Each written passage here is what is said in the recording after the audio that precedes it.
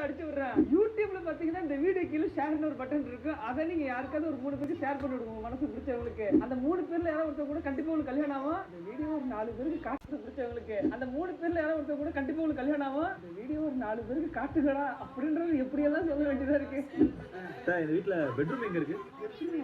அத்தை ஒரு வீட்டுக்கு சமையல்காரன் வந்தானே கிச்சன் எங்க இருக்குன்னு கேட்பான், ஏன்னா அவன் வேற கிச்சன்ல. ஒரு வீட்டுக்கு பூசாரி வந்தானே பூஜை ரூம் எங்க இருக்குன்னு கேட்பான், ஏன்னா அவன் வேற பூஜை ரூம்ல. ஒரு வீட்டுக்கு மாப்பிள்ளை வந்தானே பெட்ரூம் எங்க இருக்குன்னு கேட்கணும். ஒரு வீட்டுக்கு மாப்பிள்ளை வந்தானா பெட்ரூம் எங்க தான் கேட்பான், ஏன்னா அவன் வேற